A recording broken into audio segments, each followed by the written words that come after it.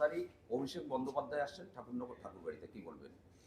দেখুন, স্বাভাবিকভাবেই ঠাকুরবাড়িতে যে কেউ আসতে পারে, তাতে কারোর কোনো অবজেকশন নেই। কিন্তু অভিষেক বন্দ্যোপাধ্যায় ঠাকুরবাড়িতে যেভাবে আসে, সেটা ঠাকুরবাড়িতেও একটা ফোর্স দেখাতে আসে, পুলিশ ফোর্স নিয়ে। এভাবে যদি ও এসে থাকে, ওকে পুজো দিতে দেব না আমরা, পরিষ্কার কথা।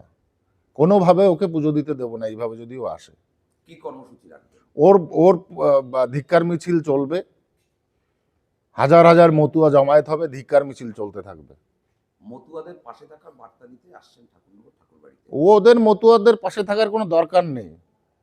ওর পিসি আগে ক্ষমা চাক, হরিগুরচাঁদ ঠাকুরের বিকৃত নামকরণের জন্য আগে ক্ষমা চাক, তারপরে পুজো দিতে আসবে। আর এদের বিরুদ্ধেই তো হরিচাঁদ ঠাকুর লড়েছে। আজব কাণ্ড, যার বিরুদ্ধে হরিচাঁদ ঠাকুর লড়াই করে নিজেদের আলাদা মত গঠন করেছে, তারাই হরিচাঁদ ঠাকুরের বাড়িতে পুজো দিতে আসছে। আজব কাণ্ড, শুধু ভোট ব্যাংকের জন্য, আর কোনো কিছু না। পাশে থাকার বার্তা। মন্দিরে পুজো দেওয়া বাদে যদি ঠাকুরবাড়িতে অন্যান্য সাংসদ মমতা ঠাকুরের ঘরেতে আসে, সেক্ষেত্রে কি বাধাপ্রাপ্ত হবে? না, মমতা বলার ক্ষেত্রে ও ঠাকুরবাড়ি ঢুকলেই ওর বিরুদ্ধে এটা হবে, এটা স্বাভাবিক ব্যাপার। সে যেখানেই ঢুকুক, ধিক্কার মিছিল চলবেই ঠাকুরবাড়িতে।